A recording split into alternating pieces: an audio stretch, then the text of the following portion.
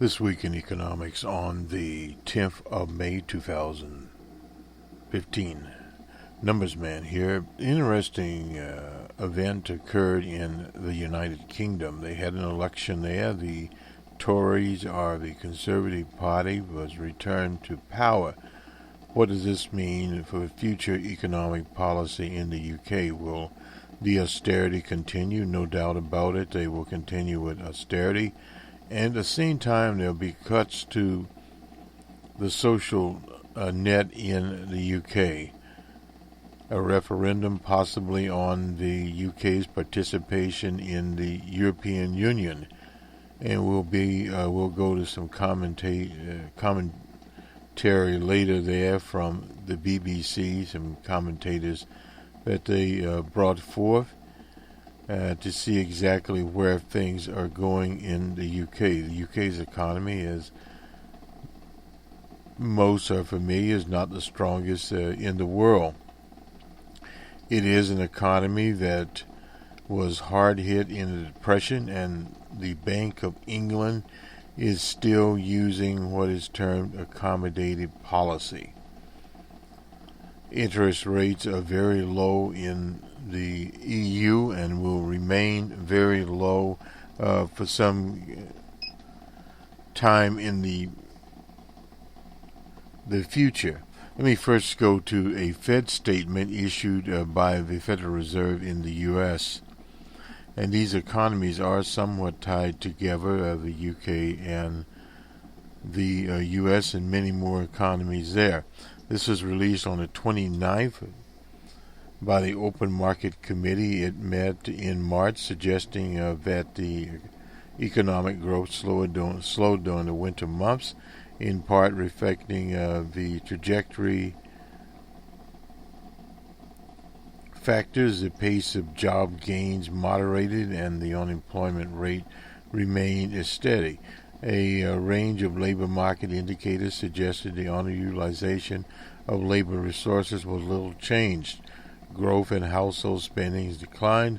Household real incomes rose strongly, partly reflecting early declines in energy prices, and consumer sentiment remains high. Business fixed investments softened. The recovery in the housing sector remains slow, and exports declined. Inflation continues to run below the committee's long-run objectives, partially reflecting early declines in energy prices and decreasing prices on non-energy imports. Market-based measures of inflation compensation remain low. Survey-based measure of long-term inflation expectation has remained stable, consistent with its statutory mandate. You'll hear this quite regularly from the Fed. The committee seeks to foster maximum employment and price stability. Although growth in output and employment slowed during the Q1, the committee continues to expect that, with appropriate policy accommodation,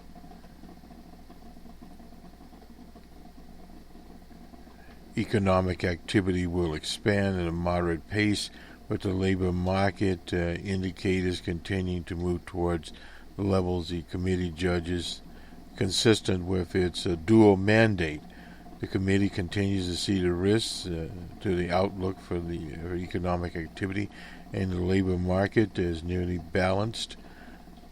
Inflation is anticipated to remain near its recent low levels in the near term, but the committee expects inflation to rise gradually towards the 2%, that is their target rate, over the medium term as the labor market improves further and the transitionary effects of decline in energy prices and import prices dissipate. The committee continues to monitor inflation developments closely to support continual progress towards maximum employment and price stability. The committee today reaffirms its view that the current 0 to 1.4% target range for the Fed's fund rate remains appropriate.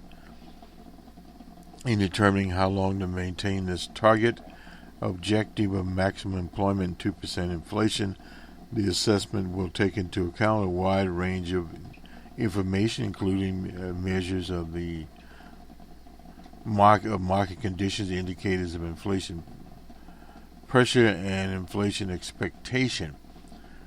Reading on financial and international developments. The committee anticipates that it will be appropriate to raise the target range for the federal fund rates when it sees further improvement in the labor market. They've emphasized this a number of times in the statements, reasonably confident that inflation will move back to its 2% objective over the midterm. The committee is maintaining the existing policy of reinvesting principal payments from its holdings of agency debt and agency mortgage-backed securities in agency mortgage-backed securities and rolling over maturing Treasury securities at auction. This policy, by keeping the committee's holdings of long-term securities at sizable levels, should help maintain accommodative financial conditions. When the committee decides to begin to remove policy accommodation, it will take a balanced approach consistent with the long-run goals of maximum employment and inflation of 2%. The committee currently anticipates that even after employment and inflation are near mandated consistent levels, economic conditions may for some time warrant keeping the target fund rates below levels in the committee's view is normal in the long run. Voting on the FOMC monetary policy were Chair Yellen, Dudley, Charles Evans, Stanley Fisher's Vice Chair, Jeff Lockhart, Dennis Lockhart, Power, Toledo, and John C. Williams. And I left Burnett out. But that's the policy there, and it's very consistent with the dual mandate of the Fed, maximum employment, and of course a continual, as they say, stability in the overall economy. From the Bureau of Labor Statistics, we have the latest here. Now, these are the employment figures for April. This is a bit subpar. We need is 223,000. Unemployment was essentially unchanged at 5.4%.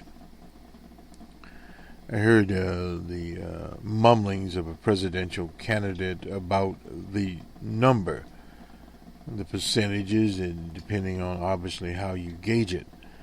But he was talking about the labor participation rate, and we talked about that when we were working with Jobs for Peace in the 80s.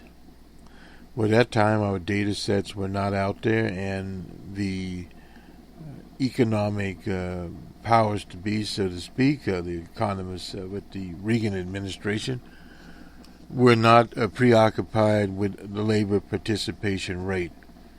But we've talked about it here. The labor participation rate has been basically around 62 over a number of years, going back 10, 15 years.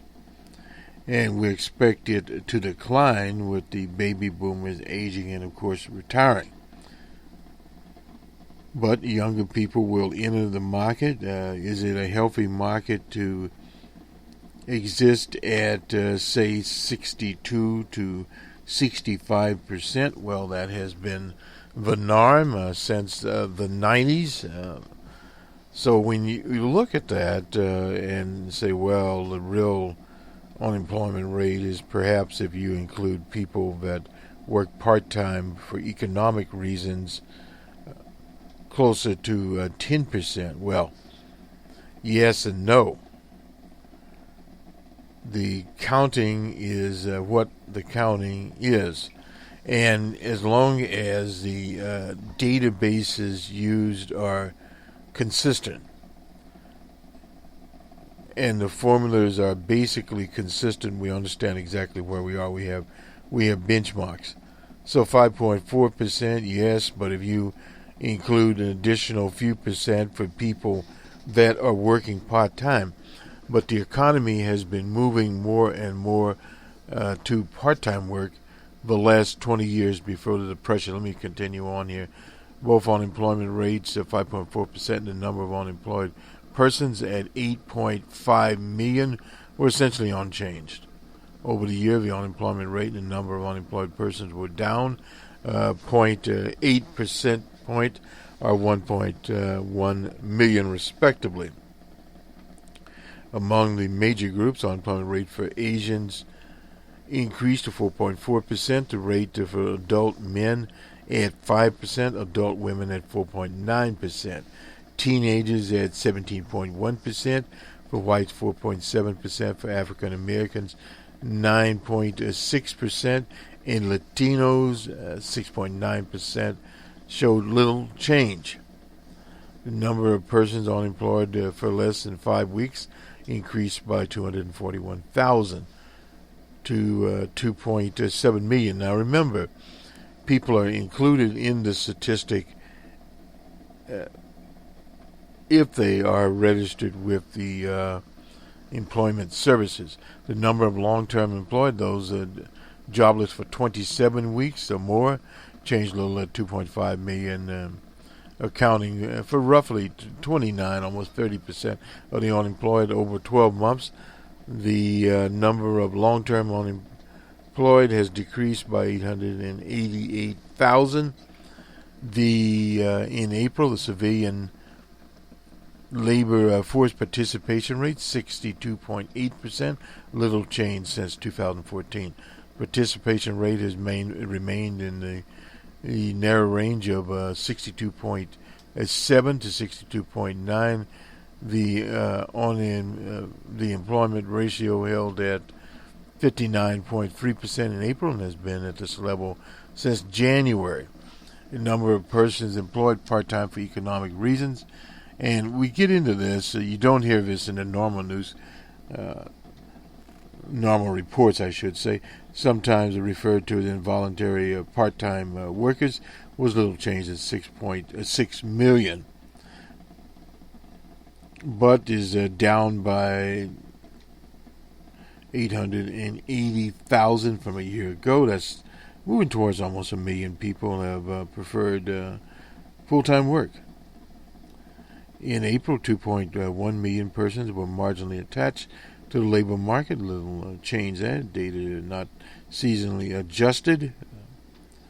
Among the marginally attached, there were 756,000 discouraged workers in April. Little difference from a year earlier there.